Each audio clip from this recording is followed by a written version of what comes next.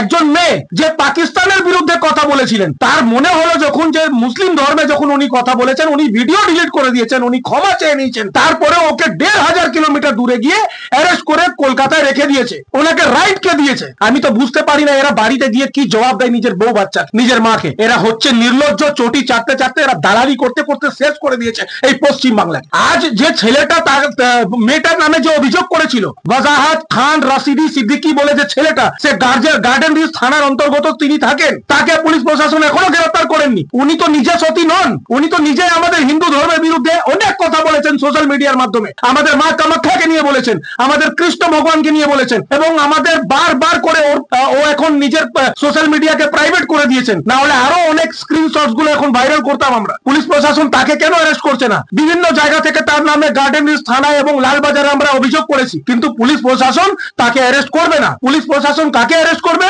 যারা হিন্দু তাদেরকে গিয়ে 1500 কিলোমিটার দূর থেকে অ্যারেস্ট করে কলকাতায় নিয়ে আসবে, কিন্তু পুলিশ প্রশাসন তাকে অ্যারেস্ট করবে না। এই কলকাতার দলদাস চটি চাটা মমতা ব্যানার্জির ইশারায় যে পুলিশ প্রশাসন কাজ করেন, তারা যারা হিন্দুদের বিরুদ্ধে কথা বলবে তাদেরকে অ্যারেস্ট করবে না। এ কোন রাজ্যে থাকছি আমরা? কোন রাজ্যে বাস করছি? মানুষ এখন কার ভরসায় থাকবে? তৃণমূলের উপর তো এখন ভরসাই নেই। পুলিশ প্রশাসনের উপর কিসের ভরসা করবে মানুষ? যখন চোরেরা রাস্তায় বেরোয় তারা তো এখনো ঘুরে বেরোচ্ছে। যে পুলিশকে ধমকি দিচ্ছে, যারা হুমকি দিচ্ছে, যারা গালিগালাজ দিচ্ছে, তারা এখনো তো গদিতে বসে আছে, তাদেরকে তো এখনো অ্যারেস্ট করেননি। আর তৃণমূল কংগ্রেস এখনো অনুব্রত মন্ডলকে সাসপেন্ড করেননি কেন? একজন পুলিশ অফিসারকে এই এত বাজে ভাষায় তার মা, বউ, বাচ্চা, তার বউ, তার বোন, তাদের তুলে খিস্তি দিয়েছে, তাদেরকে অ্যারেস্ট করতে পারেননি এখনো। নির্লজ্জ পুলিশ প্রশাসন। শুধু বিরোধী দল যখন রাস্তায় নামবে তাদেরকে অ্যারেস্ট করবে। ভারতীয় জনতা পার্টি যখন চোরেদের বিরুদ্ধে রাস্তায় নামবেন, যখন পুলিশের বিরুদ্ধে রাস্তায় নামবেন, তখন পুলিশ প্রশাসন সক্রিয় হয়ে যায়। কিন্তু চোরেদের ধরতে আর এই ধরনের যে ওয়াজাহাত খান বলে ছেলেরা যারা আমাদের হিন্দু ধর্মকে বারবার করে অপমানিত করেন, তাদেরকে অ্যারেস্ট করতে পুলিশ প্রশাসন ব্যর্থ।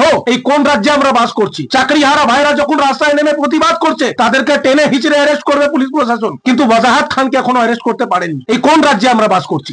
আর একজন তোলাবাজ, চোর, চিটিংবাজ ফিরহাদ হাকিম, যিনি বলেন খিদিরপুর আর মাটিয়া বুরুজকে মিনি পাকিস্তান বানিয়ে দেবেন। ওরে বাবা, এত ক্ষমতা হয়ে গেছে যে ইনি খিদিরপুর আর মাটিয়া বুরুজকে মিনি পাকিস্তান বানিয়ে দেবেন, আমরা এখানে বসে থাকবো। বানিয়ে দিচ্ছেন অলরেডি।